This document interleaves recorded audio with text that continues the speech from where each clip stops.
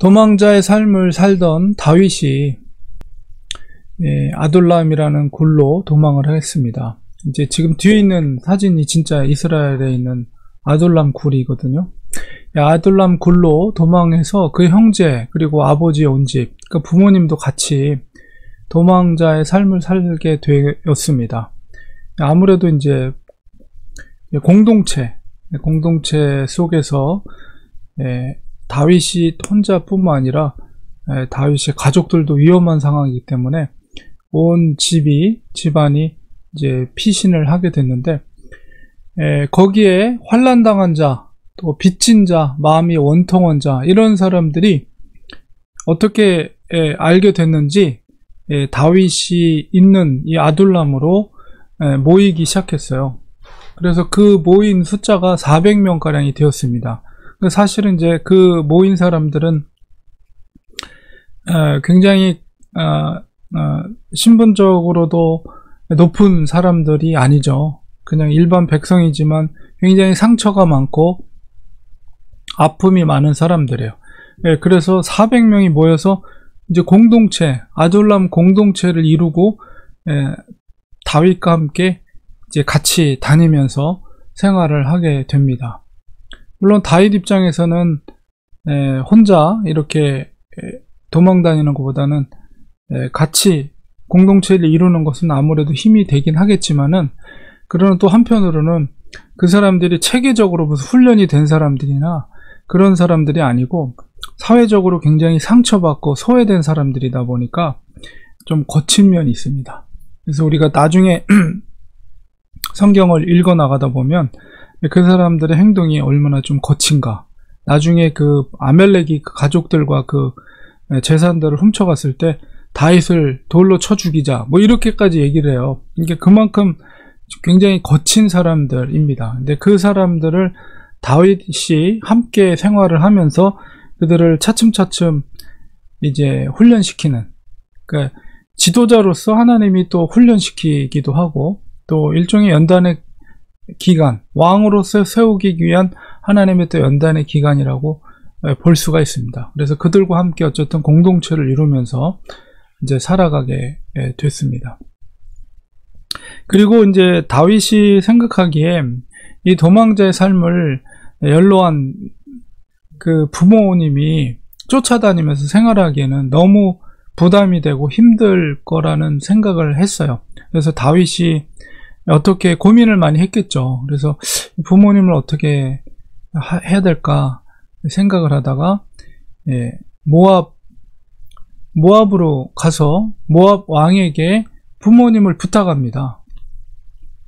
처음에 도망했을 때 가드로 가서 블레셋에게 좀 뭔가 자기 몸을 의지하려고 했지만 그것이 이제 잘못된 판단이었다는 것을 알게 됐죠. 그 다음에 그가 부모님을 모압으로 이제 모시게 부탁을 모압 왕에게 찾아가죠.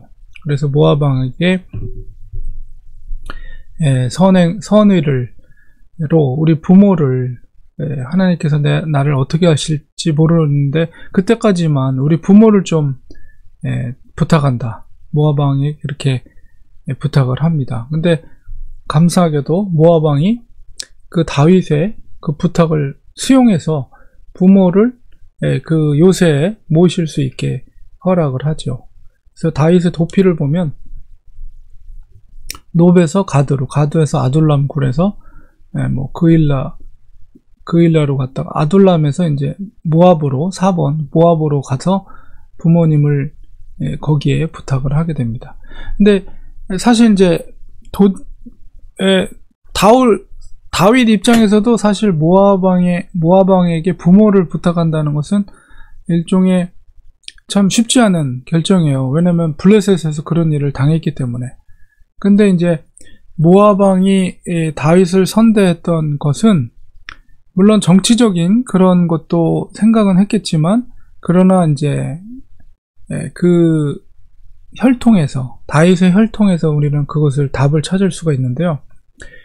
우리가 다윗이 혈통적으로 우리가 잘 알다시피 바로 모압 여인 룻의 증조 할머니죠. 그래서 우리 룻기 마지막 4장에 보면 보아스가 룻을 맞이해서 아내로 삼게 되고 그가 임신해서 아들을 낳게 됩니다. 그래서 이제 나오미가 하나님을 찬양하는 그런 노래를 하고 4장 16절에 나오미가 아기를 받아 품고 그의 양육자가 되었다. 나오미는 사실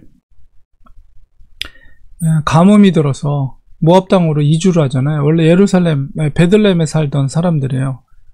근데 이제 유다지파죠. 유다지파. 그래서 모압으로 건너가서 거기서 살았지만 거기서 남편과 두 아들 다 죽게 되고 결국은 며느리 룻만 데리고 다시 베들레헴으로 돌아오게 되죠. 근데 그 룻이 모압 여인이잖아요. 그 모압 여인이 누굽니까? 그 룻이 누굽니까? 그 이웃 17절에 보니까 이웃 여인들이 그에게 이름을 지어 나오미에게 아들을 태어났다. 그 이름을 오벳이라 했고, 오벳이 누구냐면 바로 다윗의 아버지, 이새의 아버지였더라. 그러면 돼요. 이새는 다윗의 아버지죠. 그러니까는 이 다윗의 혈통에는 모압 여인의 피가, 그러니까 증조 할머니였던 그 룻의 모압의 피가 있는 거예요. 그러니까 이 나오미는 슬픔 가운데 고향 땅을 돌아왔죠. 고향 땅으로 모압에서 남편을 잃고 두 아들을 잃고. 그러나 그 고통도 그 고난도 하나님의 섭리 가운데, 그 나오미가 자기 후손에서 이스라엘의 왕이 태어날 줄 알았겠어요? 몰랐죠.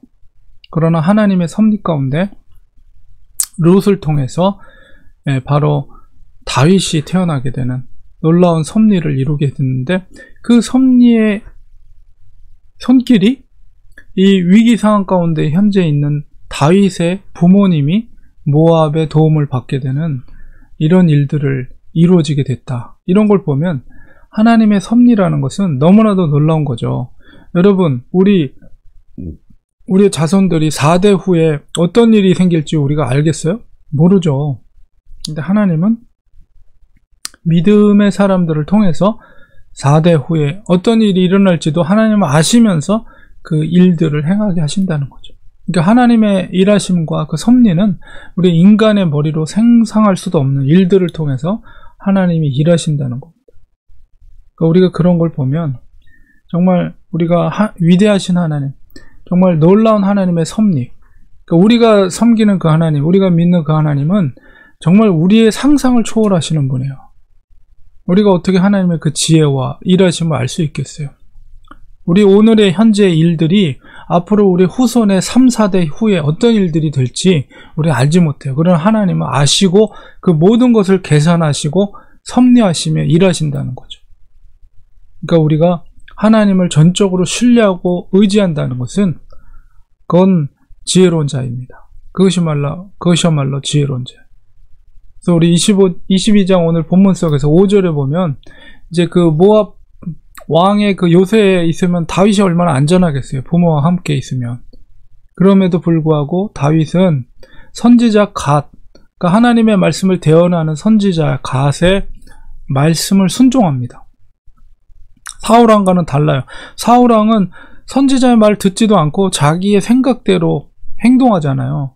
그러나 다윗은 절대로 자기의 안위를 생각하지 않고 하나님의 선지자 갓이 말씀하신 대로 그 요새에서 잊지 말라, 유다 땅으로 다시 들어가라. 위험한데도 다윗은 그것을 떠납니다. 볼 거 없어요. 하나님 말씀하셨으면 그대로 행하는 거예요. 바로 다윗이 이런 사람이었습니다. 그렇기 때문에 하나님이 다윗을 사랑했던 거예요. 그래서 결국 그 요새 잊지 않고 부모님만 모압 그 성 모압 왕에게 맡겨놓고 자기는 다시 그 헤레스풀 유다 땅으로 다시 돌아가게 됩니다. 이 하나님의 일하심을 통해서 다윗은 비록 지금 도망 다니는 신세였지만은 모든 것을 세밀하게 간섭하시고 섭리하시고 도우시는 하나님의 손길을 보게 됩니다. 우리가 이 다윗의 이 도망 다니는 여정이, 그리고 아둘람 공동체를 이루고 하나님께서 이 과정을 통해서 다윗을 왕으로서, 정말 이스라엘의 정말 훌륭한 왕으로서 모든 것을 준비시키고 연단시키는 과정이다. 이것을 우리가 보게 되죠. 그래서 우리가 우리의 삶 가운데도 우리가 정말 이해할 수 없는 고통과 어려움 가운데 있을 때 정말 힘들죠. 다윗이 얼마나 힘들었겠어요. 저런 삶을 산다는 게. 그러나 그 속에 하나님의 간섭하심이 있고 일하심이 있다는 사실, 우리가 말씀을 통해서 그것을 우리가 깨달을 때 우리는 어떤 상황 가운데 있을지라도 하나님을 신뢰하며 하나님의 섭리를 믿고 믿음으로 그 어려운 상황 속에서도 걸어가는 것이, 이게 하나님 앞에 인정받는 삶이다, 하나님이 축복해주는 삶이다 라는 것을 우리가 꼭 말씀 속에서 깨닫고 우리가 그렇게 걸어가는, 살아가는 우리가 되어야 되겠습니다. 기도하겠습니다. 하나님, 오늘 말씀 속에서 다윗이 이제 아둘람 공동체를 이루고 도망자의 삶을 살지만 또 하나님이 그 과정 속에서 그가 왕으로서 준비되는 연단의 과정으로 하나님이 훈련시키는 것을 보게 됩니다. 하나님, 하나님의 섭리하심, 일하심은 우리가 우리의 인간의 지혜와 인간의 생각으로 상상할 수도 없는 놀라운 방법으로 하나님은 간섭하시고 일하십니다. 우리가 하나님을 전적으로 신뢰하는 믿음을 갖게 하여 주시옵소서. 오늘 하루하루 살아갈 때마다 주님 앞에 온전히 우리가 순종하는 삶을 살게 하시고 신뢰하는 삶을 통해서 우리 인생뿐만 아니라 우리 자손들에게도 정말 놀라운 하나님의 축복이 임할 수 있도록 믿음의 삶을 살게 하여 주시옵소서. 예수님의 이름으로 기도합니다. 아멘.